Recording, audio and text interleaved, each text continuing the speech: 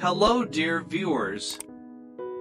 Today's story is about Ly Tu Diem, a young woman who falls into a deep coma after a serious accident. Doctors warn that she may lose her memory if she ever wakes up. In the midst of despair, CEO Toan uses every connection and resource he has to save her, staying by her bedside day and night, whispering words of love, and promising to win her heart all over again if she forgets him. Join us on this emotional journey, and don't forget to subscribe to the channel to support us.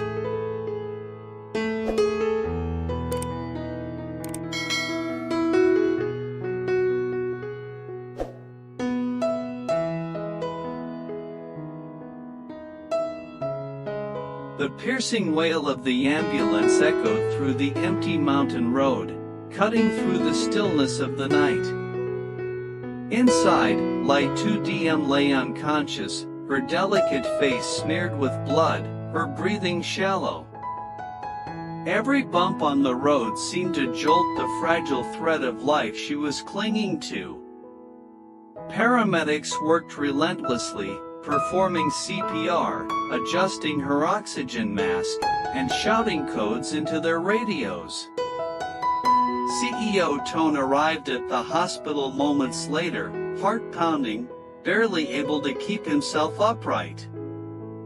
His shirt was half untucked, eyes wide, and filled with fear, his mind refusing to accept what was happening. Moments ago, he had been on a video call with her, she was smiling, saying she'd be home soon. And now she was fighting for her life. "Where is she?" he shouted as he burst into the emergency wing, his voice thick with desperation. "She's in critical condition," a nurse answered quickly. "We're trying our best."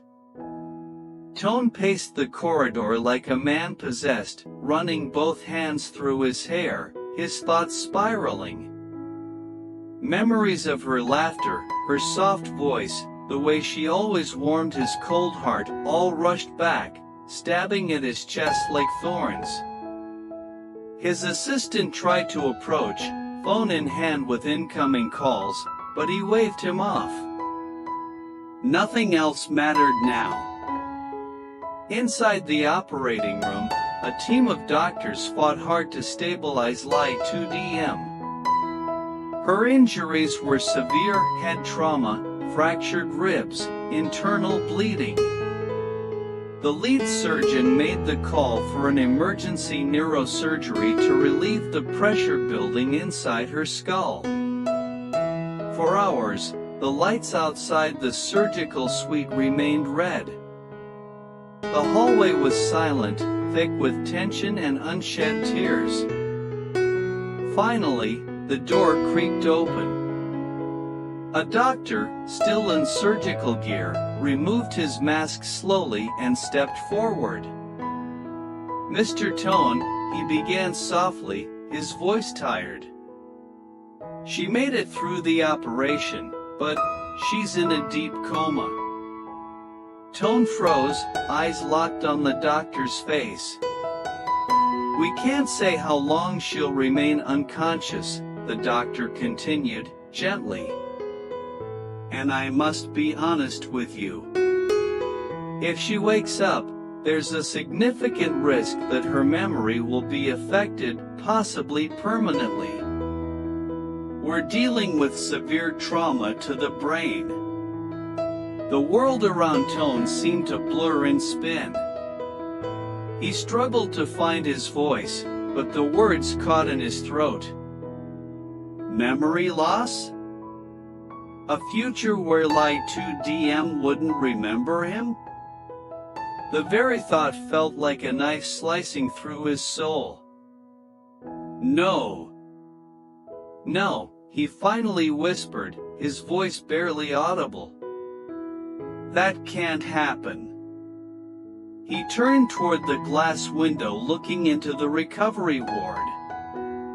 There she was, pale, fragile, and surrounded by machines that beeped rhythmically with each of her breaths.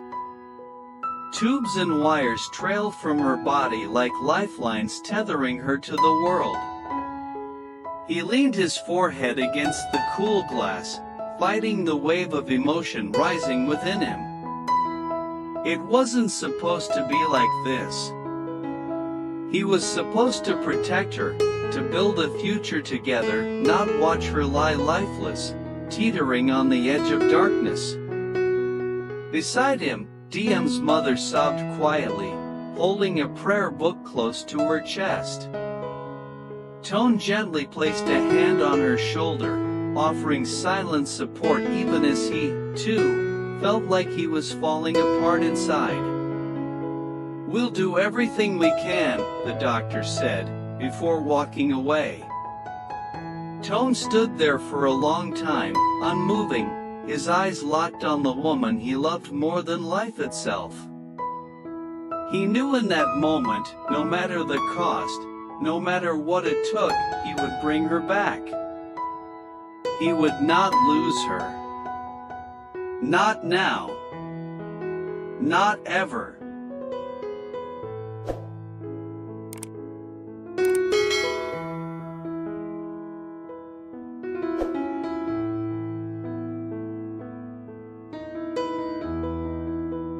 The morning light crept through the window of the hospital room, but for Toan, the world remained cloaked in darkness.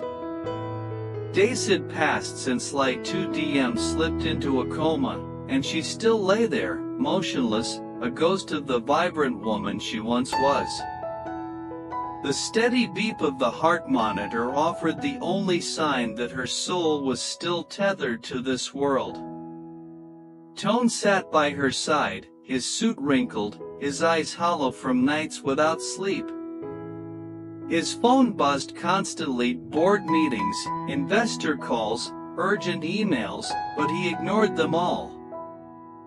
His company could wait. The world could wait. Right now, the only thing that mattered was the woman lying in that bed. He reached out and gently took her hand in his. "I'm right here, Diem," he whispered, voice cracking. "You're not alone. And I'm not going anywhere." Unable to accept the doctor's bleak prognosis, Toan mobilized every resource he had. As one of the most powerful CEOs in the country, he had built an empire through relentless ambition and influence, and now, he would use all of it to bring her back. That same afternoon, he made a call to Professor Grandson, a leading neurologist from Switzerland, and arranged for an emergency teleconference with an elite team of international doctors. He paid whatever they asked. Money was meaningless to him if it couldn't save her. Through sheer determination, Toan orchestrated the import of cutting-edge medical equipment and experimental therapies into the hospital. The hospital's director, once hesitant to deviate from standard protocol, now stood in awe of Toan's speed, decisiveness, and dedication. "We've never seen someone act so fast for a single patient," a nurse whispered to another. "He must love her beyond words." Toan didn't need to hear that. He knew it. Every action he took came from the deepest place in his heart. Every sleepless night, every tear he held back, every whispered promise at her bedside, it all stemmed from the same truth: he couldn't live without her. Each day, he brought something personal to her room, a photo from their trip to Dalat, a silk scarf she once wore, a music box that played her favorite melody. He sat there and talked to her, reading her letters he wrote each night, hoping that somewhere, in the depths of her unconscious mind, his words would find her. "Remember the coffee shop you made me walk into because it smelled like Paris?" he murmured one night. You ordered hot chocolate even though it was 30 degrees outside. You said it warmed your heart more than it warmed your hands. That smile. I still see it. There were moments when he felt helpless, when the silence in the room became unbearable. But then he'd look at her and remember why he had to keep going. He couldn't lose her, not to this. Not to fate. Not to some cruel twist of destiny. Her mother watched him from across the room, often in silent tears. "You love her like she's your breath," she once said. "I do," Toan replied, his voice steady but filled with pain. "And I'll give up every breath I have to bring her back." He reached out and gently brushed a strand of hair from Diem's forehead. Her skin was warm, but her soul seemed so far away. Still, Toan believed. In love. In miracles. In the power of not giving up. And so, with every doctor he called, every sleepless night he endured, every heartfelt word he whispered, he waged a war against time, against science, against the odds themselves. Because he wasn't just trying to save her life. He was trying to bring her home.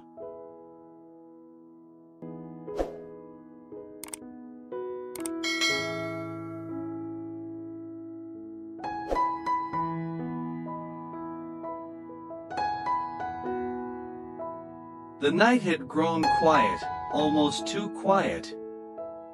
The corridors of the hospital were dimly lit, and most visitors had already gone home. But in the ICU, room 507 remained occupied by a man who refused to leave and the woman he loved, who lay unconscious in a world far beyond his reach. Toan sat slouched beside Ly Tu Diem's bed, his elbows resting on his knees, eyes fixed on the pale curve of her cheek. Her chest rose and fell slowly beneath the thin hospital blanket. Machines beeped steadily, yet none of the sounds brought him comfort. They were reminders of how fragile she had become, how close he had come to losing her. He reached for her hand, gently cradling it between his palms.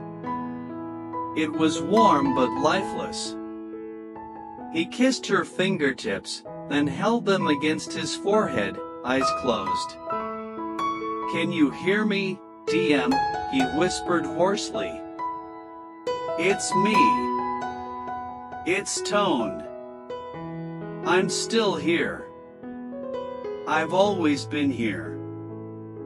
His voice cracked as he spoke, emotions finally breaking through the dam he had built over the last few days. No matter how many specialists he called, how much equipment he imported, how many hours he sat and talked to her, she hadn't stirred. The hardest part wasn't the waiting. It was the not knowing. Would she wake up? And if she did, would she remember him? The doctor's words echoed in his mind like a cruel chant. If she wakes up, her memory may never return. Toan stood and walked toward the window, looking out at the city lights below. It was the same skyline he once ruled from a penthouse office, the same lights he watched while closing million-dollar deals. And yet tonight, it all looked meaningless. He turned back toward her, his voice barely above a breath. "You told me once that love is remembering someone even when they're not in the room."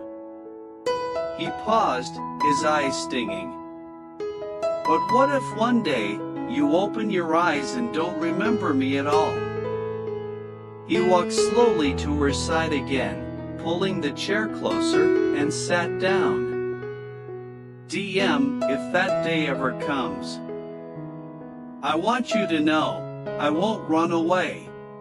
Even if your eyes look at me like I'm a stranger. Even if you forget our first kiss, our fights, our dreams, I'll start again. I'll reintroduce myself. I'll make you fall in love with me one more time.